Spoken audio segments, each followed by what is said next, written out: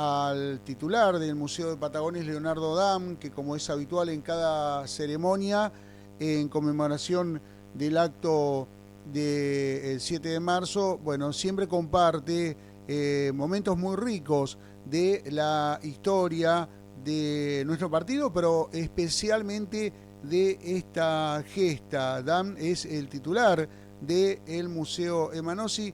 Vamos a escuchar qué decía en este jueves en el acto al cumplirse el 197 aniversario de lo que fue la gesta del 7 de marzo. Creo que ya tenemos, escuchamos un poquito, a ver.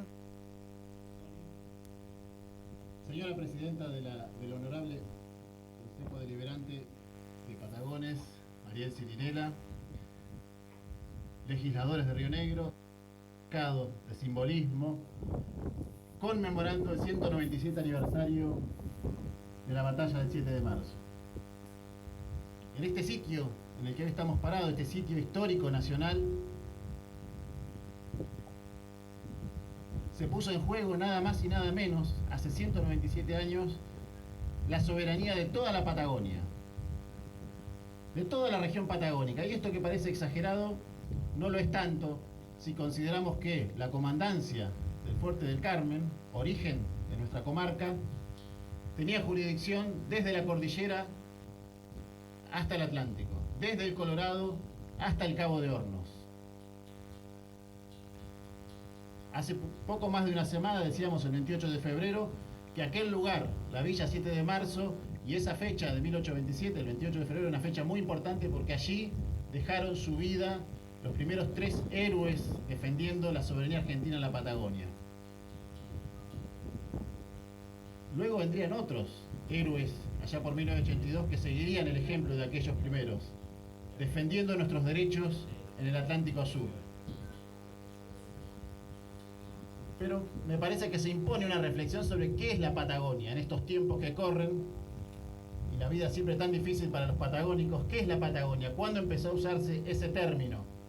Y tenemos que remontarnos a 1520, Magallanes, cuando pasa bordeando nuestra costa buscando el paso al Pacífico. Allí utiliza por primera vez esa denominación. En 1778, funcionarios del rey de España, Carlos III, comienzan a pensar en la idea de poner una serie de poblaciones sobre lo que hoy es la costa patagónica. Llaman a ese plan Operativo Patagonia. Un año después se concretará la fundación aquí en el Río Negro, a orillas del Río Negro. Es decir, que nosotros somos, incluso antes de ser fundados como población y ser de una manera abstracta en el pensamiento de algún funcionario español, ya éramos patagónicos. Después el propio fundador, Francisco de Viedma, en sus notas a las distintas autoridades, al virrey, al rey, encabezaba siempre Fuerte del Carmen, o Fuerte de Río Negro, o Fuerte de Patagones, en la costa patagónica.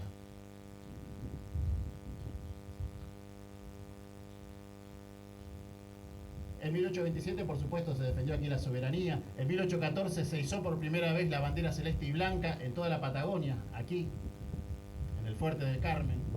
En 1833 nació el paladín, el héroe más importante de la Patagonia, que defendió nuestros derechos sobre todo sobre la Patagonia Austral, Luis Piedrabuena.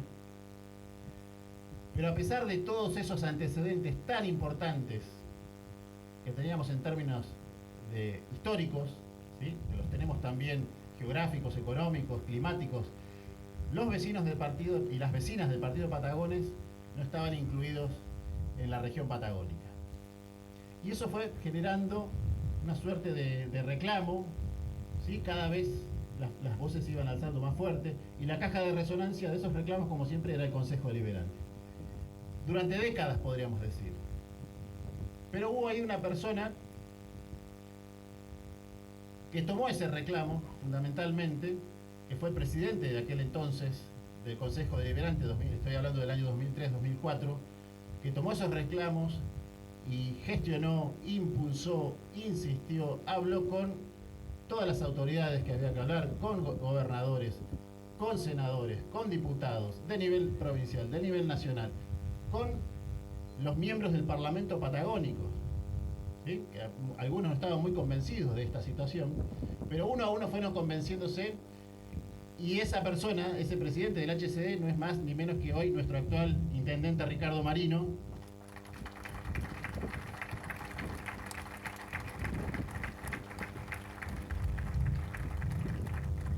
que vino a traer con su gestión justicia a este legítimo reclamo de todos los vecinos y vecinas del partido de Patagones, que hoy somos patagónicos bonaerenses. Pero retomando el 7 de marzo, y quiero contar un poquito cómo fue esta defensa de la soberanía argentina en la Patagonia. Como siempre, para los patagónicos, decíamos, todo es un contexto muy difícil en ese momento, era muy complicado, y lo que siempre llama la atención a propios y ajenos, cuando digo ajenos, digo a la gente que nos visita, a los turistas, a los viajeros, a las escuelas que nos visitan, incluso universidades de otras regiones, siempre llama la atención dos cosas. Por un lado, la enorme diferencia de fuerzas en términos militares. Los invasores, los imperiales eran casi 700, siempre recordamos esto, y los soldados que había en el fuerte eran 44, solamente 44. Había en 1825, cuando empieza la guerra, 32 fusiles, 34 carabinas, 8 sables. Ese era el estado del armamento que había acá para defender la patria y la soberanía. Así que fue muy difícil, y eso obligó a los vecinos y vecinas a formar parte de esa defensa. ¿Sí? Los vecinos formaron un grupo de caballería con un caballo y un arma, una suerte de milicia. Las vecinas se vistieron con uniformes de soldados y se pararon sobre las murallas del fuerte, que estaba acá a la vista.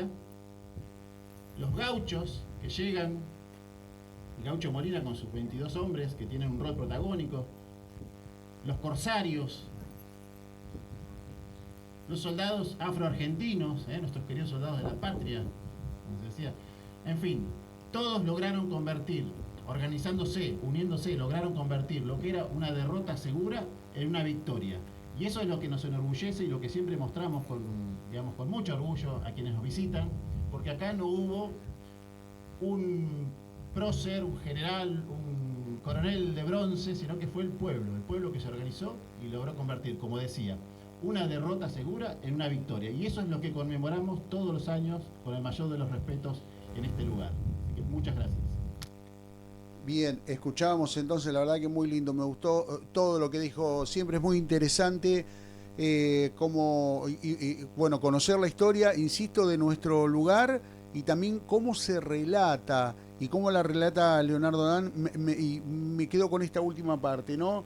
El pueblo unido pudo convertir lo que era una derrota segura en una victoria. La verdad que muy, pero muy lindo mensaje. Queríamos compartir, bueno, parte de lo que fue el acto y la ceremonia en el Cerro de la Caballada este jueves 7 de marzo.